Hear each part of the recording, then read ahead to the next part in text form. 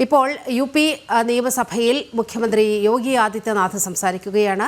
തത്സമയ ദൃശ്യങ്ങളിലേക്ക്. इसीलिए मैं कहना चाहूंगा कि बड़ा हसीन है इनकी जवान का जादू, लगा के आग बहारों की बात करते हैं। जिन्होंने रात में चुन चुन के बस्तियों को लूटा, वही नसीबों के मारों की बात करते हैं।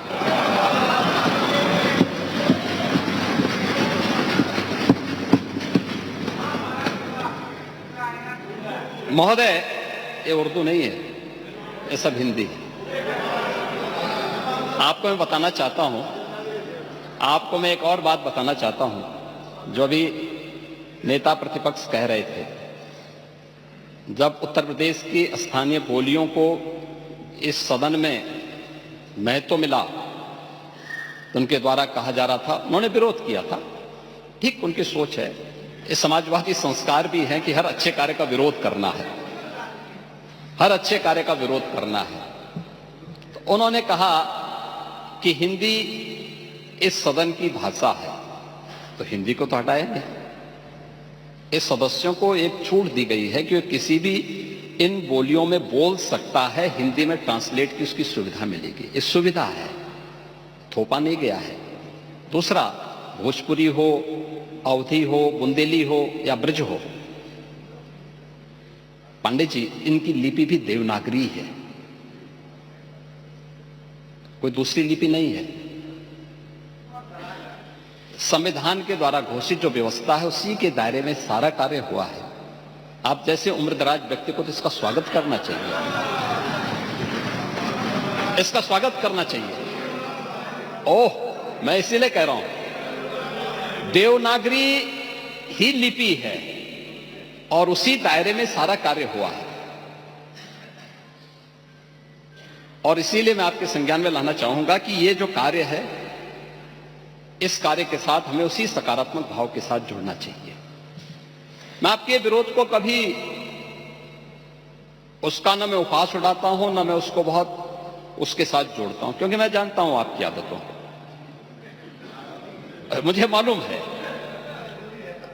आप लोगों के बारे में एक मान्यता ये भी है, मजबूरी भी है, और आपके बारे में मान्यता भी है कि आज के समाजवादियों के बारे में, तो जिस थाली में खाते हैं उसमें छेद करके फिर जाते हैं।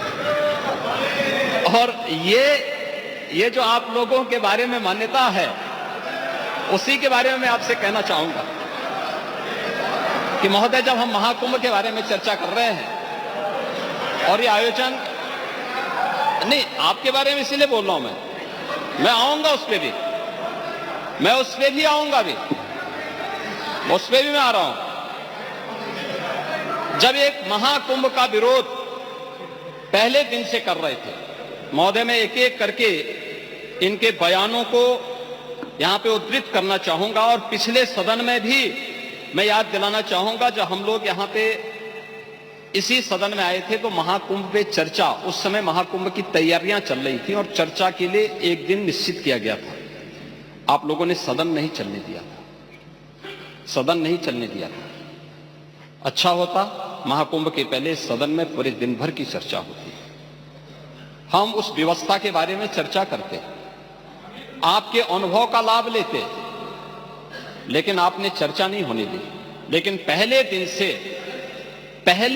से ये चर्चा, पहले दिन से ये अफवाह और इस प्रकार का दुष्प्रचार आपके द्वारा निरंतर होता रहा। आप याद करिए, समाजवादी पार्टी के राष्ट्रीय अध्यक्ष ने महाकुंभ आयोजन के पहले इस बारे में कहना शुरू किया कि साहब, इतना पैसा और इतना विस्तार देने की आवश्यकता क्या है। उनका बयान कि हमारी सरकार से अपील है कि बहुत सारे बुजुर्ग जो 65 साल से ऊपर और 70 साल से ऊपर के लोग हैं, स्नान नहीं कर पाए। उसके बाद फिर उनके बयान आए, जब शुरू हो गया। फिर लगातार अगर समाजवादी पार्टी के सोशल मीडिया हैंडल को देखें, वो आपके संस्कारों के अनुसार भाषा का प्रयोग भी करते हैं, और जिस प्रकार की भाषा का उसमें प्रयोग किया जाता है, मुझे लगता है किसी भी सभ्य सोसाइटी के लिए वो भाषा कभी शोभा नहीं देगी। आप लोगों के अपने संस्कार हो सकते हैं, आप लोगों का अपना व्यवहार हो सकता है, लेकिन कोई सभ्य समाज और कोई सभ्य सोसाइटी उसको कभी मान्यता नहीं दे सकती है। लेकिन उसके माध्यम से लगातार दुष्प्रचार किया गया। यही नहीं, ये भी मांग हुई, देखिए आपकी पार्टी के ही नेता, आपके अध्यक्ष ने कहा कि हम मांग करते हैं कि अकबर का किला जो बिल्कुल संगम नोच पर वहां जो वट वृक्ष है उसकी पूजा करते हैं, सरस्वती नदी भी वहीं से निकलती है। आप देखिए, यानी अक्षय वट का नाम भी उनको नहीं मालूम। सरस्वती कूप को सरस्वती नदी कहते हैं, ये आपका जनरल नॉलेज है।